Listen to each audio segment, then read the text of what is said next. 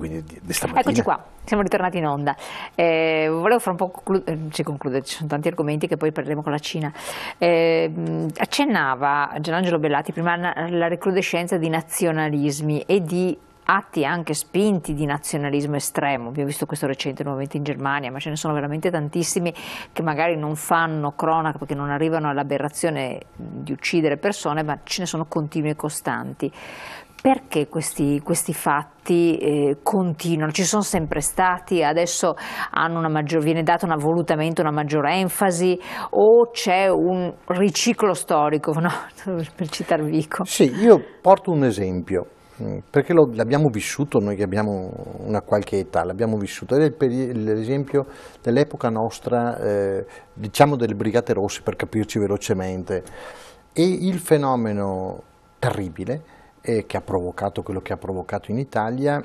All'estero non dico che venisse ignorato, ma veniva trattato in un angolino nell'attenzione pubblica, anche di mass media, responsabili in qualche maniera. C'era lo stesso fenomeno in Germania, se ricordate la Rote Armee Fraktion, la RAF, sì, che faceva le stesse cose che facevamo noi, ma il collegamento che c'era, la diffusione di informazioni, la tempestività dell'informazione frapponeva degli ostacoli a tentativi di emulazione. Guardate che io soffro quando vedo la stampa in modo particolare dare eccessiva, la comunicazione, i media, dare eccessivo risalto a fenomeni che, se taciuti, restano là con la condanna, non sto dicendo che... Cioè dare troppa enfasi a certe recrudescenze rischia l'emulazione.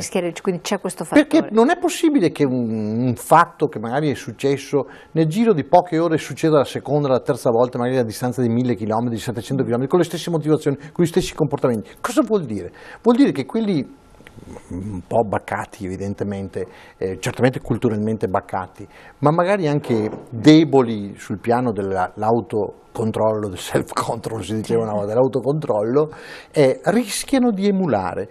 E quindi se noi alcuni fatti, restando ferma e intoccata la condanna, decisa e precisa, ce ne stiamo tranquilli, forse diamo un contributo a non ripetere fatti che invece vediamo in giro, perché nasce una svastica di qua, magari anche per leggerezza, gravissimo, ma anche per leggerezza, qualcun altro lo fa dall'altra parte, diventa quasi una moda, non voglio usare questo termine, ma diventa una prassi che un po' esalta, un po', ecco, evitiamo questo, è l'invito che faccio io, evitiamo di mettere in piazza continuamente queste cose, perché ci fanno del male. Possono danneggiare anche l'economia, un po' quello che diceva Gianangelo. Vediamo alcuni atteggiamenti rigidi, duri, eccetera, certamente non aiutano l'economia. Perché portano delle chiusure. Portano delle chiusure mentali prima, e poi sfociano anche in comportamenti difficili.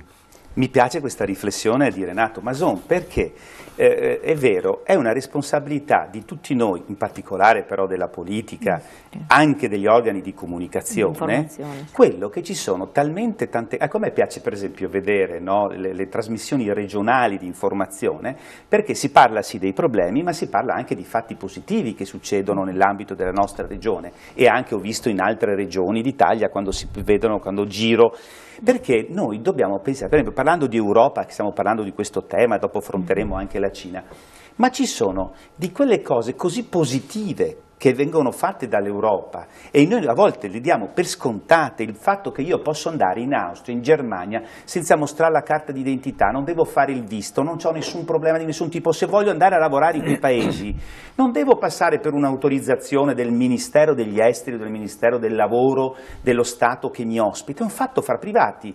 Quell'azienda mi vuole me fa un contratto di lavoro come dipendente e via, posso esercitare la mia professione. Adesso ci vorrà il visto con garanzie di retribuzione per l'Inghilterra. Questo per l'Inghilterra, ecco la differenza. Adesso lì vedremo che cosa vuol dire essere fuori dal meccanismo europeo e dire che io ce la posso avere su con un cittadino tedesco, francese, ma no, ma è ospite gradito che venga qui, come io quando sono andato in quei paesi che ho lavorato tanti anni fuori, sono sempre stato trattato senza nessuna discriminazione, anzi a volte diciamocelo chiaramente, se vieni da Venezia, se sei italiano, sei anche trattato con una una particolare attenzione. Abbiamo il programma Erasmus. Il programma Erasmus è una cosa stupenda, ho 3 figli, lo stanno utilizzando, è una roba Infatti bellissima. è la famosa generazione Erasmus ragiona diversamente. Esatto. Imparare le Sì. lingue, poter andare fuori, no? Sono delle cose che arricchiscono talmente. No, niente, invece bisogna sempre andare sui problemi, mettere in evidenza i problemi, creare pessimismo o addirittura allarmismo, addirittura promuovere fatti di sangue terribili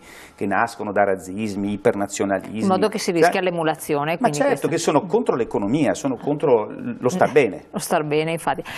Contro l'economia di fatto, comunque, si dicevano a volte la storia, le situazioni si involvono, è la questione che sta succedendo in Cina, prevista, imprevedibile, però di fatto cioè, la cosa strana è che la SARS ha provocato meno danni. C'è un motivo. Di questo, perché di coronavirus. Qualcuno lo sta sottolineando, noi cominciamo a mettere i dati in fila per essere esatto, puntuali e precisi. Il motivo è questo. La SARS, che è del 2002-2003, inizi 2000 per capirci, la SARS nata sempre nel sud-est asiatico, in Cina, nel sud-est asiatico, è nata quando si è sviluppata quando il peso economico della Cina rispetto sembra quasi volsi caso maligno o deliberata intenzio. Questo è incredibile. Sì. Cioè, si sale il PIL della Cina, SARS, sale il PIL della Cina, entra.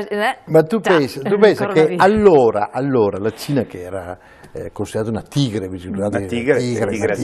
asiatica. Noi avevamo subito il 2001, poi c'era le torri gemelle. Esatto, eravamo fuori da una situazione difficile. Il PIL cinese rappresentava grosso modo un 7%, qualcosa meno, dell'intero PIL mondiale, ammesso che possa esistere questo termine, un sesto dell'economia mondiale.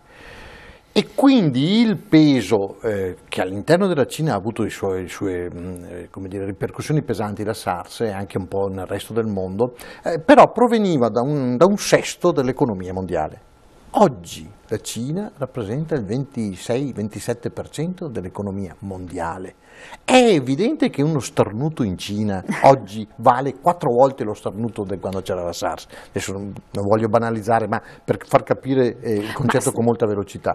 Ma è lei che le interrompo questo punto di vista. Questo starnuto, con questa conseguenza, può anche essere visto come un riassestare una situazione che stava creando degli squilibri pro-Cina, naturalmente, di non poca portata. Allora, se dietro pensiamo ci sia un complotto come qualcuno così, un po' anche credo in modo folcloristico dice, sbagliamo, non c'è nessun complotto.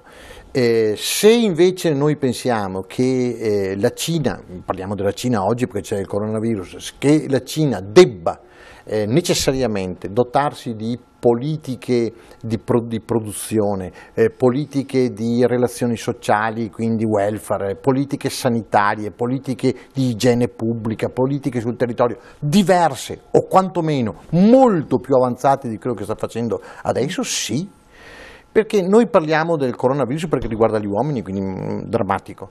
Ma altrettanto drammatico dal punto di vista sempre dell'economia, sto dicendo, altrettanto drammatico è la questione della peste suina, di cui noi non ne parliamo. Pochissimo. Non ne parliamo, vero? Le cui conseguenze in Cina sono state pesanti dal punto di vista, si parla intorno all'1,4, 1,3, 1,4% del PIL negli ultimi anni. Sta provocando uno sconquasso economico nell'agricoltura cinese. 2. È stato fatto un cordone sanitario intorno al commercio di carne suina. Purtroppo il cordone sanitario ha funzionato parzialmente perché il virus della peste suina è venuto verso l'Europa, è arrivato in Serbia e hanno bloccato qualche carico di carne sospetta anche qui in Italia. Sì. Non c'è ancora la peste suina in Italia. Però cosa ha provocato questo? Dico banalmente, la peste suina in Cina ha provocato nel giro di 60 giorni, non nel giro di 6 mesi, 6 anni, nel giro di 60 giorni ha provocato un innalzamento del prezzo della carne suina, a vantaggio evidentemente buon pro faccia per i nostri allevatori che viaggiavano sotto costo, ma ha fatto un aumento importante. Perché dico questo? Chi ha pagato le conseguenze di tutto questo? È il consumatore finale, come sempre. Cioè è quella parte di cittadini, parlo dell'Italia in questo momento, che concorre coi consumi, concorre a fare il 78% del PIL italiano. Parliamo adesso di una piccola fetta che si chiama carne suina, consumo di carne suina, è vero, ma però allarghiamo, questo l'ho portato come esempio, per dire quello che succede in Cina, potrebbe succedere in Africa, ha immediate conseguenze sull'economia italiana, europea e italiana. Se è vero, come dicono le statistiche della Commissione europea, ripeto, della settimana scorsa, l'Europa è previsto un aumento del PIL più 1,2%, lo dicevo prima. Altri viaggiano 3 volte, 4 volte, altri nostri competitor. Ma all'interno di questo, e vengo all'Italia, all'interno di questo l'Italia quanto è previsto che cresca? 0,3%. 0,3%. Se tutto va bene. Se tutto va bene. Se non succede, a parte che siamo già ormai fermi, 0,0. Nell'ultimo trimestre, siamo andati che sotto l'ultimo trimestre 2019. Perché porto questi dati così in maniera molto discorsiva? Perché quello che voglio far capire è che ormai la globalizzazione che abbiamo scelto, il progresso che c'è stato, le relazioni continue di natura personale, di natura economica, di natura culturale che ci sono, ormai non c'è più un piccolo villaggio che vive per conto suo. Adesso dobbiamo ragionare, e qui noi non siamo pronti, dobbiamo ragionare, la classe dirigente, che non è solo la politica, come dico sempre, anche altri, la classe dirigente italiana non è preparata a valutare le conseguenze che vengono da fuori come immediato effetto sull'economia italiana. Pensiamo che il coronavirus le conseguenze arrivino in Italia fra 1 anno, 2 anni, 3 anni, come era una volta che i velieri ci mettevano 6 mesi dalla Cina all'Italia, è chiaro che arriva dopo 6 mesi la notizia, pensate alle conseguenze. Qui invece nel giro di pochi secondi si ha la notizia, nel giro di pochi minuti la borsa crolla o cresce. Si è cresciuta nelle Ma non borse? c'è alcun dubbio. Stanno prevedendo che terminerà forse. Non c'è alcun dubbio, perché se andiamo a vedere il perché la borsa italiana, tutto sommato anche europea, tutto un po' meno quella europea, la nostra è più alti e bassi, è più movimentata, ecco, movimentata. E bisogna capire, bisogna vedere all'interno di questo quali sono i comparti che crescono e quelli che calano, perché non è vero che la borsa ha un risultato più 3, più 1, più 0,8% al giorno, ma chi cresce, chi cala dentro? Da questo capiamo cosa succede, come viene interpretata, come viene purtroppo vissuta un caso come il coronavirus o altre cose. Questi sono gli elementi bellissimi da discutere, da vedere. Noi abbiamo un sistema bancario che cresce, avete visto la crescita del sistema bancario. Perché? Bellissimo sarebbe studiare questa roba qua, approfondirla. Abbiamo il mondo cosiddetto del grande trading, del grande commercio internazionale che regge ancora. Ma scusa, se va male la Cina non dovrebbe reggere. E questi sono titoli interessanti di un'analisi seria, guardandola un po' anche a lungo respiro, perché se guardi ogni giorno rischi di perdere il senso, il trend. Bisogna guardarla nell'arco di 3 mesi, 4 mesi, per allora capisci i fenomeni. Che cosa sta succedendo. Ma io la valutazione che faccio è questa, no? Sia sulla Cina sia sulle relazioni con noi, vantaggi e svantaggi. Anzitutto questa non è una critica, perché la Cina è una civiltà delle più antiche del pianeta Terra, quindi massimo rispetto, però forse l'ultimo periodo di questi 20-25 anni ricordarsi del detto, in questo caso latino, altra grande civiltà, in medio stat virtus, e quindi non esagerare, calma e sangue freddo, forse avrebbe potuto evitare certe situazioni, fra cui anche queste, perché queste situazioni tipo il coronavirus possono nascere da un eccesso di velocità in alcuni comparti rispetto ad altri, a una situazione di disequilibrio che non è certo quella in medio c'è la virtù, per cui è sfuggito qualche cosa ed ecco che nascono queste situazioni drammatiche. Questo dal punto di vista di un'economia che secondo me è un attimino troppo aggressiva, dovrebbe essere un attimino più tranquilla, però lasciamoli pure lavorare. Adesso cosa succede? Che questa situazione di chiusura anche delle frontiere sta provocando un impatto negativo che può diventare positivo per la nostra economia. Faccio l'esempio degli elettrodomestici, inutile che ce lo nascondiamo. Gli elettrodomestici di fatto vengono assemblati qua, anche le marche europee, italiane, il motore, soprattutto i motori, ma tutti i pezzi, vengono portati dalla Cina, nella maggior parte dei casi vengono qui assemblati. Adesso si crea il problema che i pezzi di ricambio per esempio non arrivano, alcuni pezzi di motori non arrivano, quindi le nostre aziende si troveranno momentaneamente nella situazione che devono reagire magari riaprendo degli stabilimenti, dei settori produttivi che erano stati chiusi perché le condizioni di produzione della Cina erano sicuramente più vantaggiose perché non hanno quel welfare di cui si parlava poco fa, non hanno quegli stipendi che abbiamo noi che sono più alti, no? Quindi ci possono anche essere, ecco perché la borsa potrebbe reagire, può reagire positivamente perché riceve informazioni che il coronavirus sta per essere controllato, che c'è meno diffusione, oppure che c'è il vaccino che sta andando avanti, che c'è qualche speranza positiva in quella direzione, piuttosto che nei paesi occidentali il vantaggio di essere meno aggrediti da questa massa, diciamo, di pezzi di prodotti. Però là si tratta di aprire nuove realtà. Esattamente, quindi questo è qualcosa che potrebbe essere in essere in questo momento, che può succedere. Quindi ecco, questo io credo che la Cina, che poi fra l'altro proprio da inizio dell'anno stanno utilizzando, mi hanno spiegato alcuni, un sistema di valutazione della singola persona, perché l'informatica è bella, ma ahimè puoi essere controllato in ogni passo della tua vita, qualsiasi cosa che tu fai da mattina a sera, anche mentre dormi, ti possono anche controllare, no? Lui che è stato anche nella ULSS, la tua capacità, la tua salute fisica, no? Con i vari marchingegni che ci sono, un sistema di valutazione che ti può portare anche nella scala della valutazione a non godere più di certi diritti, per esempio di assistenza sanitaria, se vai sopra un certo punto. Una pagella. E anche questa, certo, è una cosa bella dal punto di vista della performance e del raggiungimento degli obiettivi, ma dal punto di vista poi della tranquillità e dello sviluppo sociale della società, no?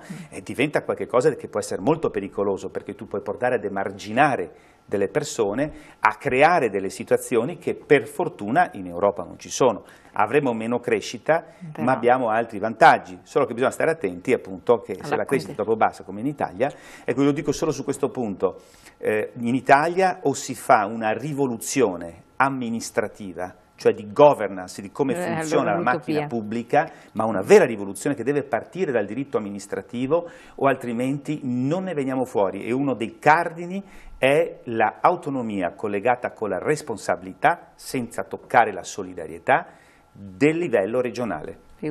Torno su un altro punto, se siamo in chiusura. Benissimo. Allora, quali sono le conseguenze economiche del coronavirus a oggi? Allora, se il coronavirus regge sta in piedi fino ad aprile, c'è questa situazione fino ad aprile, avete visto, rinviato di 15 giorni intanto l'apertura delle fabbriche in Cina, di altri 15 giorni, la previsione è che le conseguenze per esempio sul PIL europeo siano intorno allo 0,1-0,2%. In Italia vuol dire 0,2-0,3%, vuol dire andare a zero, vuol dire rischiare di andare in recessione. In Cina già dicono, con quello che è avvenuto, già dicono che il PIL cinese ne risentirà dallo 0,9 all'1,4 a seconda di parametri. Paiono poche cose, ma su un colosso come la Cina una cosa del genere ha ripercussioni.